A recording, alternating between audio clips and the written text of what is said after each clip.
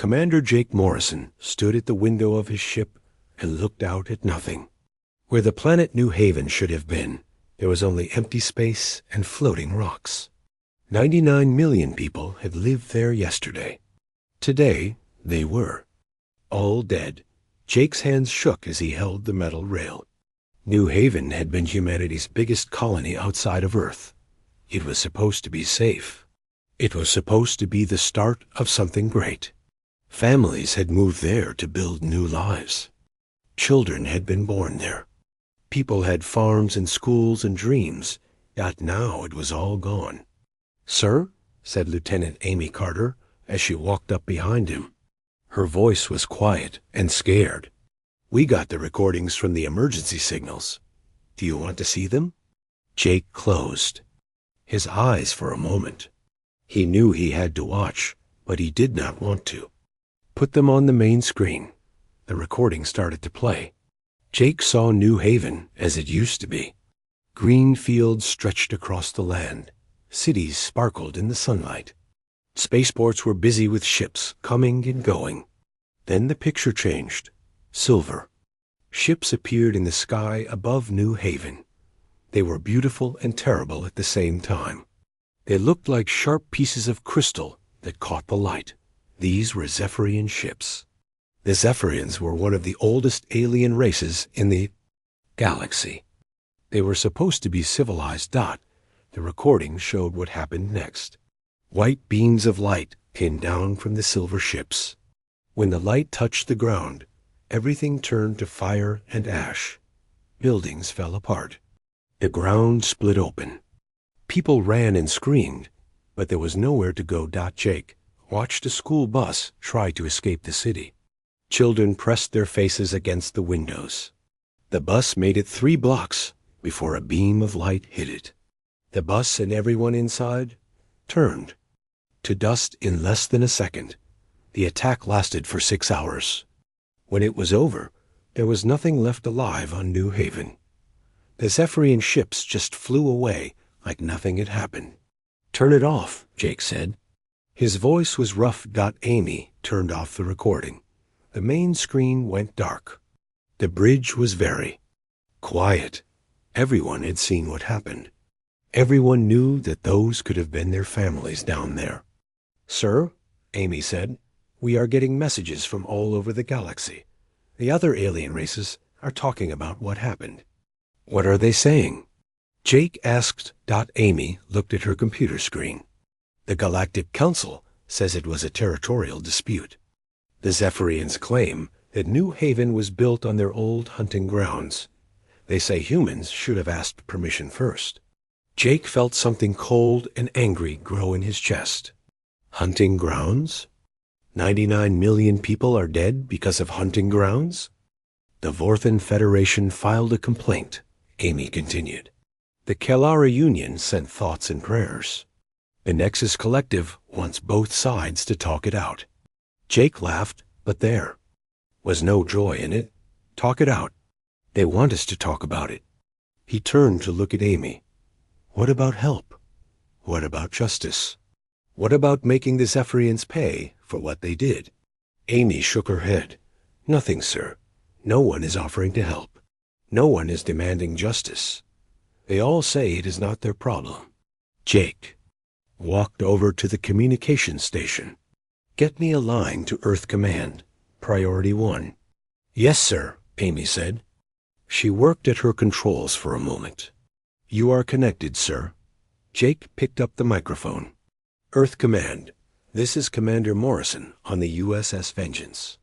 I am sending you all the data from New Haven. 99 million Americans are dead. The Zephyrians killed them all, and the galaxy is doing nothing about it." The voice from Earth Command was tired and sad. "We know, Jake. We have been getting reports all day. What is your recommendation?" Jake looked out the window again, at the empty space where New Haven used to be. He thought about the children on that school bus. He thought about the families who would never go home. He thought about how the galaxy was calling it a territorial dispute. "Sir," Jake said into the microphone, "I think it is time to remind the galaxy What happens when you kill Americans? I think it is time to show them what humans can do when they get angry. There was a long pause from Earth Command. Finally, the voice came back. Understood, Commander. Come home. We have work to do. Jake put down the microphone and turned to his crew. They were all looking at him with the same expression. They were hurt and angry and ready to fight. You heard the man, Jake said. We are going home. But this is not over. The Zephyrians think they can kill our people and get away with it. The galaxy thinks we will just file a complaint and move on. They are all wrong. Jake looked out at the debris field one more time. Somewhere in that floating metal and rock were the remains of 99 million human beings. They had been teachers and farmers and engineers and children. They had dreams and hopes and people who loved them. The galaxy watched them die and did nothing, Jake said quietly. So now we are going to do something. We are going to make sure this never happens again. Amy nodded. What are your orders, sir? Jake turned away from the window. Set course for Earth, maximum speed, and send a message to every human colony in space. Tell them to come home. Tell them it is time to remind the galaxy who we really are. As the USS Vengeance turned toward Earth, Jake made a promise to the dead of New Haven. The galaxy would pay for what it had allowed to happen. The Zephyrians would pay for what they had done. And when it was over, no alien race would ever again think that humans were weak. The war had not started yet, but Jake could feel it coming. It would be like nothing the galaxy had ever seen before. President Lisa Thompson sat in the Oval Office and stared at the pictures on her desk. Her daughter Emma smiled back at her from one photo. In another picture, her son Ben was playing baseball. These were normal kids living normal lives on Earth. But kids just like them had died on New Haven yesterday. The door opened and General Kevin Phillips walked in. His face was grim and tired. Behind him came Dr. Helen Martinez, the Secretary of Defense, and Admiral Tony Richards. They all looked like they had not slept. Madam President, General Phillips said as he sat down, we have the final numbers from New Haven. 99,200,016 people, all dead. Lisa felt like someone had punched her in the stomach. She had known. The number would be big, but hearing it made it real. How many children? She asked quietly. 22 million, Dr. Martinez answered. Complete families, Madam President. Entire bloodlines wiped out in 6 hours. Lisa stood up and walked to the window.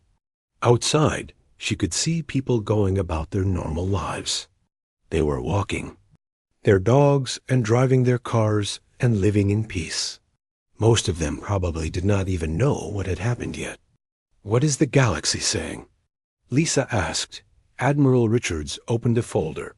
The Galactic Council met this morning. They are calling it an internal matter between Earth and the Zephyrian Empire. They say both sides should work it out through proper channels. Proper channels? Lisa repeated. How long would that take? About 200 years, the Admiral said. Maybe more. The Galactic Council moves very slowly. They would want to hear testimony from both sides. They would want to study the territory claims. They would want to form committees and write reports. Lisa turned around to face her advisors. 200 years. While the people who killed our families walk free and live their lives. General Phillips leaned forward. Madam President, there is something else. We are getting reports from our other colonies. The aliens are treating this like we deserved it. They are saying humans should have known better than to build on Zephyrian land. Even though there were no markers? Dr. Martinez added. Even though the Zephyrians never claimed that space before? Even though they could have just asked us to move? Lisa sat back down. The anger was building inside her like a fire. She had spent her whole career trying to make peace with the alien races. She had signed treaties and made deals and tried to be a good neighbor to everyone in the galaxy. And this was what it got her. "Tell me about our military," Lisa said. Admiral Richards pulled out another file. "We have been at peace for 30 years, Madam President. Our fleet is small, maybe 200 ships total, and most of them are old. The aliens have thousands of ships each. But we have other things," Dr. Martinez said quietly. "Things we have been working on in secret." Lisa looked at her Secretary of Defense. "What kind of things?" "Project Prometheus has been developing new weapons. Weapons that work differently than anything the aliens have seen. Project Titan has been working on ships that can move faster than anything else in space. Project Lazarus can build fleets in weeks instead of years." General Phillips nodded. "We have been preparing for this day, Madam President. We hoped it would never come, but we knew it might. Humans have always been good at war. We just forgot for a while." Lisa thought about her children. She thought about the children on New Haven who would never grow up. She thought about the families who are gone forever. Then she thought about the aliens who were calling it a territorial dispute. How long would it take to get ready for war? She asked. 6 months for full deployment, Dr. Martinez said. Maybe less if we use every resource we have. We would need to turn every factory on Earth into a weapons plant. We would need to call back every human from every colony. We would need to tell our people that the time for peace is over. Lisa stood up again. She walked to her desk and picked up the picture of her children. In the photo, they were laughing and happy. She wanted them to stay that way. She wanted all human children to stay that way. "The galaxy thinks we are weak," Lisa said. "They think we will file papers and wait 200 years for justice. They think we will just accept that our people are dead." She put the picture down and looked at each of her advisors. "They are wrong. We are not weak. We are not helpless. And we are not going to wait for justice. We are going to make our own justice." General Phillips smiled for the first time all day. "What are your orders, Madam President?" "Dr. Martinez, I want every secret project activated immediately. I want every factory on Earth working for the war effort. I want ships and weapons and soldiers ready as fast as possible." "Yes, ma'am," Dr. Martinez said. Lisa turned to Admiral Richards. "I want every human colony evacuated. Bring our people home. All of them. We are going to need every person we can get." "Understood, Madam President." Lisa looked at General Phillips. "I want you to start recruiting. Not just soldiers, but everyone. Engineers, doctors, teachers, farmers. Everyone who wants to make the aliens pay for what they did." "It will be done," the general said. Lisa walked back to the window. "And I want you to send a message to the Galactic Council. Tell them that Earth is withdrawing from all treaties. Tell them we are done following their rules. Tell them we are done being the nice guys." She turned back to face the room.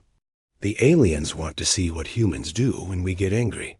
The galaxy wants to watch us suffer and do nothing to help. Fine, let them watch. But they are not going to like what they see." Dr. Martinez stood up. "Madam President, are you sure about this? Once we start down this path, there is no going back. The galaxy will never trust us again." Lisa picked up the picture of her children one more time. Then she looked at the empty chair where her advisor for alien relations used to sit. He had been on New Haven when the Zephyrians attacked. His family had been there too. "Dr. Martinez," Lisa said, "the galaxy watched 99 million of our people die and called it a territorial dispute. They do not deserve our trust. And after we are done, they will not need it either. They will have our respect instead." The meeting ended, and everyone left to begin their work. Lisa stood alone in the Oval Office and made a promise to the dead of New Haven. The galaxy would learn what it meant to make humans angry. The Zephyrians would pay for what they had done. And when it was over, no alien race would ever again think that killing humans was acceptable. The war was coming, and Earth was ready to fight. Admiral Tony Richards stood in the command center and watched Earth change before his eyes. 3 months ago, this had been a peaceful planet where people worried about normal things, like jobs and weather and what to have for dinner. Now it was a world at war, and every single person on it had the same goal: make the aliens pay. The big screens around the command center showed what was happening all over the planet. Factory workers who used to make cars were now making weapons. Farmers who used to grow food were now growing supplies for soldiers. Teachers who used to work with children were now teaching people how to fight. Colonel Beth Adams walked up to Tony with a tablet in her hands.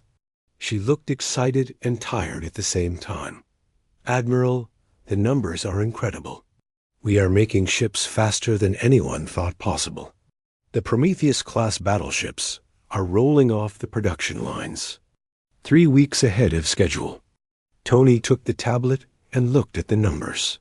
50 ships in 4 months? How is that possible? "The Lazarus facility, sir," Beth said. "We can make entire ships in factories now. We do not have to build them piece by piece in space. We build them on Earth and then launch them when they are ready." Tony nodded and looked at more numbers. "What about the smaller ships?" "The Titan-class destroyers are even better, sir. We have tested them at speeds 3 times faster than any alien ship. When they see us coming, we will already be shooting at them before they can react." Tony smiled. It was the first time he had smiled since New Haven died. "Good. What about weapons?" Beth turned to another page on the tablet. "Project Nemesis has created things the galaxy has never seen before. Plasma cannons that burn hotter than stars. Missiles that can punch through any shield. And the quantum torpedoes ... What about them?" "They can go through solid matter, sir.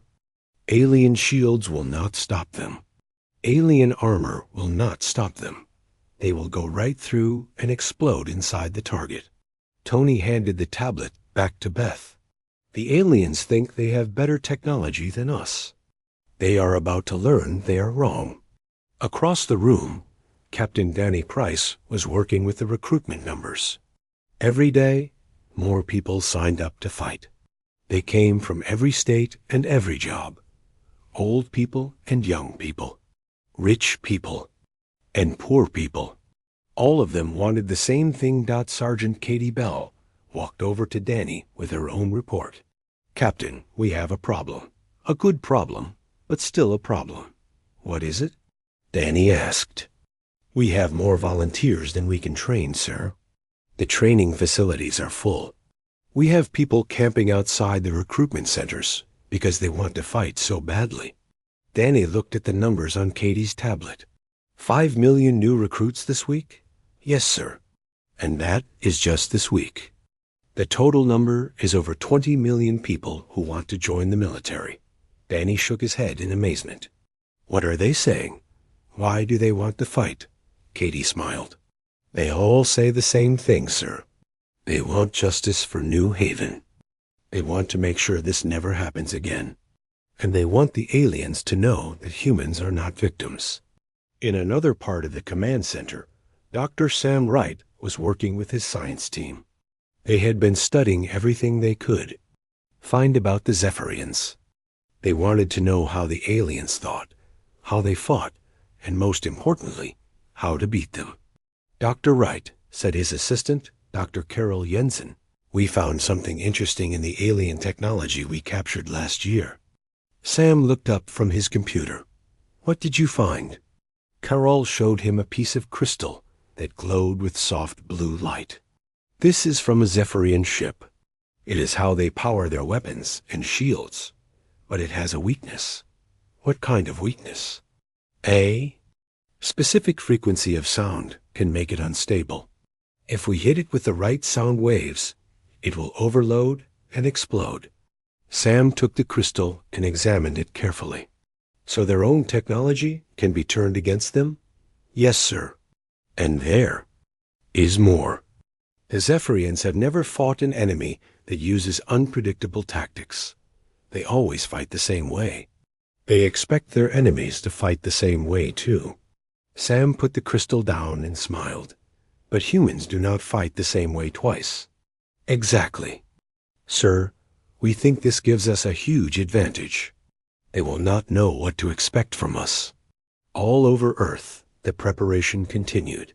In the military bases, soldiers learned how to use the new weapons.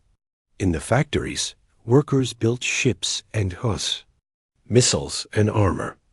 In the research labs, scientists found new ways to hurt the aliens who had hurt them.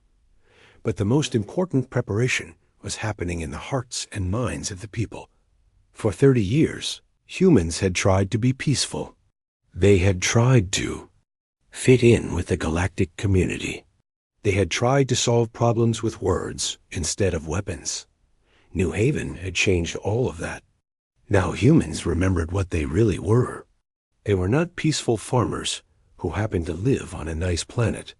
They were the descendants of warriors and hunters and survivors. They were the species that had climbed to the top of the food chain on one of the most dangerous planets in the galaxy. The aliens had made a terrible mistake. They had killed humans and expected other humans to do nothing about it.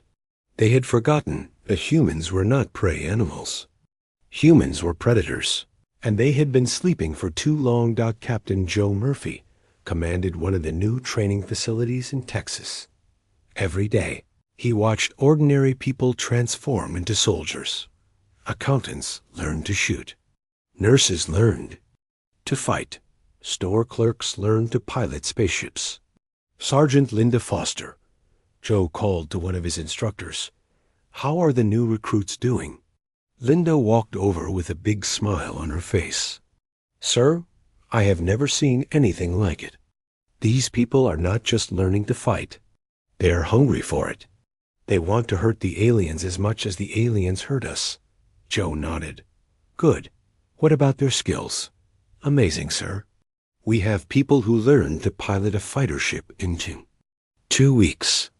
We have grandmothers who can hit a target from a mile away. We have teenagers who can field strip a plasma rifle in 30 seconds. Joe looked out at the training field where hundreds of people were practicing. They are not just soldiers now. They are something else. What do you mean, sir? Joe thought. For a moment, they are justice, Sergeant. They are 99 million dead people demanding that the galaxy pay attention. The preparation was almost complete. Earth had become a military machine focused on one goal: war. Every person on the planet was working toward the same end. Every factory was making weapons. Every scientist was finding new ways to kill aliens. Every soldier was training to fight. Soon, the galaxy would see what humans could do when they stopped trying to be nice. Soon, the Zephyrians would pay for what they had done to New Haven. And soon, every alien race in the galaxy would learn a lesson they would never forget. Humans were not victims. They were not peaceful farmers. They were not weak creatures who needed protection. They were predators, and they were coming. Admiral Jake Morrison stood on the bridge of the USS Retribution and watched the stars change from white dots to long streaks of light. His fleet was moving faster than any alien ships could follow. They were heading to their first target, Kelthera 7, a Zephyrian mining world on the edge of their empire. 6 months had passed since New Haven died. 6 months of building and training and preparing. Now it was time to show the galaxy what humans had learned. "Admiral," said Captain Julie Foster from the communications station, "all ships are ready. 50 Prometheus-class battleships, 100 Titan-class destroyers and support vessels. Total crew, 200,000 humans who want revenge." Jake nodded. "Any word from the Zephyrian fleet?" "They have 20 ships guarding Kelthera 7, sir. Old models, probably 50 years behind our technology. They are not expecting trouble." Jake smiled but there was no warmth in it. They should be expecting trouble. They killed 99 million of our people. Trouble is exactly what they should expect. A fleet dropped out of hyperspace at the edge of the Kelthera 7 system. On the main screen, Jake could see the mining world spinning slowly in space. It looked peaceful and quiet. 20 Zephyrian ships floated near the planet like sleeping guards. "Sir," said Lieutenant Amy Carter, "the Zephyrians are sending us a message. Put it on screen." The face of a Zephyrian commander appeared on the main display. His skin was pale blue, and his eyes were large and dark. He looked confused and a little scared. "Human ships," the alien said in accented English. "You are in Zephyrian space without permission. Please state your business and leave immediately." Jake stood up from his command chair. "My business? My business is justice, alien. My business is making you pay for New Haven." The Zephyrian's face changed. New Haven was a territorial violation. Your people built on our sacred hunting grounds. We had every right to remove them. You had every right to ask them to move, Jake said. You had every right to negotiate. You had every right to file a complaint. You did not have the right to murder 99 million innocent people. The alien shook his head. Humans do not understand. This is how territorial disputes are handled in civilized space. The Galactic Council has ruled that we acted within our rights. Jake felt the anger burning inside him like a star going supernova. Civilized space? You call murdering children civilized? You call destroying families civilized? He leaned toward the screen. Let me show you what humans call civilized. Jake cut the communication and turned to his weapons officer. Commander Rick Hansen, you may fire when ready. With pleasure, sir. The human fleet opened fire all at once. Quantum torpedoes phased through the Zephyrian shields, like they were not even there. Plasma cannons turned alien ships into clouds of glowing gas. Gravity bombs crushed hulls like tin cans. The battle lasted exactly 17 minutes. When it was over, all 20 Zephyrian ships were destroyed. Not one human ship had even been damaged. "Sir," said Amy, "we are getting distress calls from the planet. The Zephyrians are asking for mercy." Jake laughed, and it was a cold sound. Mercy? Did they show mercy to the children on New Haven? Did they show mercy to the families trying to escape? He opened a channel to all ships in his fleet. "This is Admiral Morrison to all vessels. Remember New Haven. Remember 99 million dead humans. Remember that the galaxy watched them die and did nothing. Today, we start collecting the debt." The human ships moved toward Kelthera 7 like a pack of hunting wolves. Ground forces landed on the planet within an hour. Colonel Pete Wilson led the attack on the main mining facility. The Zephyrians tried to surrender, but Pete's soldiers were not interested in surrender. They were interested in justice. They hunted down every Zephyrian official they could find. They destroyed every military installation. They made sure the mining world would never threaten humans again. "Sir," reported Sergeant Mike Davis over the radio, "we found the planetary governor. He is asking to speak with you." Pete walked into the ruined government building where they were holding the alien leader. The Zephyrian was tall and thin with silver markings on his blue skin. He looked terrified. "Human commander," the alien said, "there has been a mistake. Kelthera 7 is a peaceful mining world. We have no military importance. We are not a threat to your people." Pete stared at the alien for a long moment. "You are right. You are not a threat. But you are Zephyrian, and Zephyrians killed our people. So you are going to pay for their crimes." "But I was not at New Haven," the governor protested. "I had nothing to do with that attack. I do not even support the military actions of my government." Pete nodded. "I believe you. But the children who died on New Haven had nothing to do with territorial disputes either. They were just living their lives. And they died because your people decided to solve problems with murder. The Zephyrian governor was executed an hour later. His last words were broadcast across Zephyrian space. The humans are not what we thought. They were. They are not forgiving. They are not merciful. They are coming for all of us. 3 days later, the human fleet struck again. This time, the target was Nexus Station, a major Zephyrian trading hub. Captain Mary Roberts led a stealth attack that caught the aliens completely by surprise. "All ships, this is Captain Roberts," she said over the radio. "Remember, we are not here to capture territory. We are not here to steal resources. We are here to collect the debt. 99 million dead humans, and the galaxy owes us justice." The attack on Nexus Station was even more devastating than Kelthar 7. The space station was completely destroyed.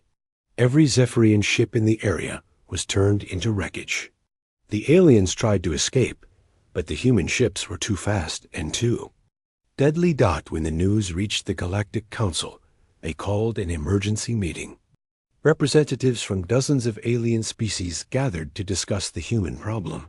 The Vorthan Federation demanded that humans be stopped. The Kelari Union said the attacks were barbaric. The Nexus Collective called for sanctions against Earth. But the humans did not care what the aliens thought anymore. They had tried diplomacy, and it had failed. They had followed the rules, and their people had died anyway. Now they were writing their own rules. Admiral Jake Morrison sent a message to every government in the galaxy. It was broadcast on all frequencies so that every alien could hear it. "People of the galaxy," Jake said, "this is Admiral Morrison of the human fleet. You have called our actions barbaric. You have demanded that we stop. You have threatened us with sanctions and military action." Jake paused and looked directly into the camera. "For 30 years, we tried to be your friends. We followed your laws and respected your customs. We believed that civilized beings could solve problems with words instead of violence. And when our people were murdered, you called it a territorial dispute." Jake's voice got harder. "So we are done being civilized. We are done following your rules. We are done caring what you think about us. The Zephyrians killed 99 million humans, and we are going to kill 99 million Zephyrians. And we are going to make sure every species in the galaxy watches every single death." The message ended, and the galaxy began to understand that something fundamental had changed. Humans were no longer the peaceful species that asked for permission and followed the rules. They had become something else. Entirely. They had become hunters, and the hunt had just begun. 1 year after New Haven died, Admiral Jake Morrison stood before the greatest fleet humanity had ever assembled. 200 ships floated in space around Earth, each one carrying thousands of soldiers who had trained for this moment. They were heading to Zephyr Prime, the home world of the aliens who had started this war. The Zephyrians had gathered their entire remaining fleet to defend their capital. 800 ships surrounded the planet like a metal wall. It was the largest military force ever assembled in galactic history. The alien commanders thought their numbers would save them. They were wrong. "Admiral," said Captain Matt Cooper from his position at the tactical station, "our scouts report that the Zephyrian fleet is in defensive formation around the planet. They have shield generators on the surface and weapons platforms in orbit." Jake nodded. "What about civilian populations?" "Approximately 5 billion Zephyrians live on the planet, sir. The government has moved most of them to underground shelters." Jake thought about that number. 5 billion lives. It was a lot of people to kill. But then he remembered the school bus on New Haven. The children pressed against the windows as the white light turned them to ash. He remembered 99 million humans who would never see another sunrise. "Captain Cooper," Jake said, "send a message to the Zephyrian fleet." "Yes, sir." The face of his Zephyrian fleet commander appeared on the main screen. He was old 4. His species, with deep blue skin marked by silver scars. His eyes were filled with fear and desperation. "Human Admiral," the alien said, "I am Fleet Commander Zethfer of the Zephyrian Imperial Navy. You are outnumbered 4 to 1. Your ships cannot defeat our entire fleet. We offer you one chance to surrender and leave our space peacefully." Jake stood up from his command chair. "Commander Zethfar, I am Admiral Morrison of the human fleet. 1 year ago, your people murdered 99 million of my people, while the galaxy watched and did nothing. Today, we have come to collect the debt your species owes us." The alien. Commander's face hardened. New Haven was built on sacred Zephyrian land without permission. We acted within our rights under galactic law. "Galactic law," Jake repeated. "Let me tell you about human law, Commander. When someone murders our families, we hunt them down and make them pay. When someone destroys our homes, we destroy theirs. When someone kills our children, we make sure they never get the chance to kill anyone else's children." Jake leaned toward the screen. "Your people wanted to solve a territorial dispute with genocide. Today, you will learn what genocide really looks like." Jake cut the communication and turned to his fleet. "All ships, this is Admiral Morrison. Today, we finish what the Zephyrians started. Today, we show the galaxy what happens when you make humans angry. Today, we make sure that no alien species ever again thinks that killing humans is acceptable." The human fleet moved forward like a wave of death. The Zephyrian ships opened fire first, sending streams of energy weapons toward the approaching humans. But the human ships were faster and more advanced. They dodged and weaved through the alien fire like dancers in a deadly ballet. Humans fired back. The effect was devastating. Quantum torpedoes passed through Zephyrian shields and exploded inside enemy ships. Plasma cannons melted alien armor like butter. Gravity bombs crushed entire squadrons of fighters into metal balls. Captain Sarah Kim commanded the USS Vengeance, one of the new super dreadnoughts. Her ship alone destroyed 20 alien vessels in the first hour of fighting. "This is for New Haven," she screamed as her weapons tore through another Zephyrian cruiser. The battle raged for 6 hours in the cold vacuum of space. Human ships moved like sharks through the water, striking fast and hard before disappearing into the darkness. The aliens tried to form defensive lines, but the humans were too quick and too deadly. Colonel Frank Davis led the first wave of ground troops to the planet's surface. His soldiers landed in the capital city while the space battle continued overhead. The Zephyrians had built impressive defenses, but they had never faced an enemy like humans. "Remember New Haven," Frank shouted as his troops stormed the government district. "Remember the children. Remember the families. Make them pay for every human life they took."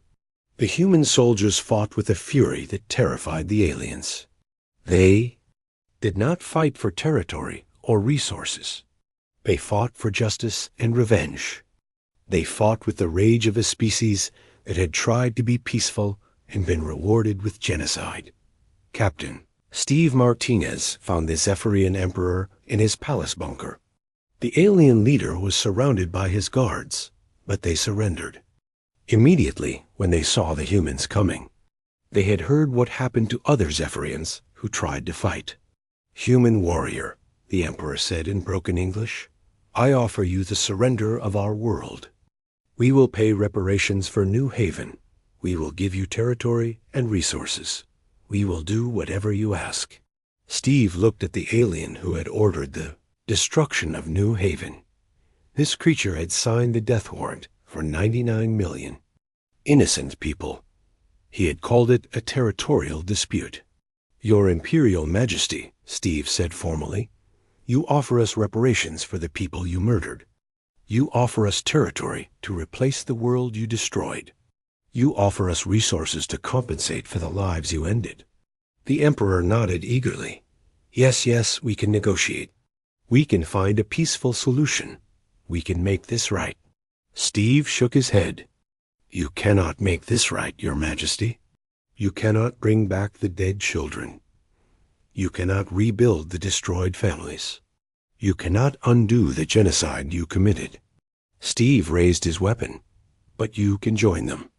The execution of the Zephyrian Emperor was broadcast live across the galaxy. Every species, every government, every alien watched as the creature who had ordered the destruction of New Haven paid for his crimes. When the ground fighting ended 3 days later, Zephyr Prime was a conquered world. The human flag flew over every government building. Human soldiers patrolled every street. The Zephyrian military had been completely destroyed, but the humans were not finished. For the next 6 months, they hunted down every Zephyrian who had been involved in the New Haven attack. They found them in bunkers and hideouts across the galaxy. They found them on neutral worlds and in alien prisons. And they executed them all. The final count was exactly 99,200,016 dead Zephyrians. One for every human who had died at New Haven. When it was over, Admiral Jake Morrison stood in the ruins of the Zephyrian Imperial Palace and made his final broadcast to the galaxy. People of the galaxy, he said, 1 year ago, the Zephyrian Empire murdered 99 million human civilians. They called it a territorial dispute. You called it an internal matter. You told us to file complaints and wait for justice through proper channels. Jake looked directly into the camera. Today, we have delivered our own justice. Today, we have shown you what happens when you kill humans and expect us to do nothing about it. Today, we have reminded you who we really are. Jake paused and let his words sink in across the galaxy. For 30 years, we tried to be your friends. We followed your laws and respected your customs. We believed in diplomacy and negotiation and peaceful solutions. But peace only works when both sides want it. Jake's voice got harder. The Zephyrians did not want peace. They wanted our land, and they were willing to commit genocide to get it. So we gave them what they wanted instead. We gave them war, and we won. Jake stood up straighter. From this day forward, humanity stands alone in the galaxy. We will not ask for your permission. We will not follow your laws. We will not seek your approval. If you threaten us, we will destroy you. If you attack us, we will wipe you from existence. If you kill our people, we will kill yours. The broadcast ended, and the galaxy was silent. In the space of 1 year, humans had gone from being seen as weak and peaceful to being the most feared species in known space. They had proven that they could build fleets faster than anyone else. They had shown that they could fight more viciously than anyone else. And they had demonstrated that they would never forgive or forget when their people were killed. The Galactic Council called emergency sessions to discuss the human problem. Some species wanted to form an alliance to stop Earth. Others wanted to negotiate and try to make peace. A few wanted to surrender preemptively before the humans came for them too. But President Lisa Thompson's response to all of them was the same message that Jake had delivered from Zephyr Prime. Humanity was done asking for permission. They were done following alien rules. They were done being the galaxy's victims. The age of human diplomacy was over. The age of human dominance had begun. And somewhere in the cold vacuum of space, the ghosts of 99 million dead humans finally rested in peace. Their deaths had been avenged. Their families had been honored. And their species had ensured that no alien race would ever again think that killing humans was safe or easy or without consequences. The galaxy had learned to fear humanity, and that fear would keep other humans safe for generations to come.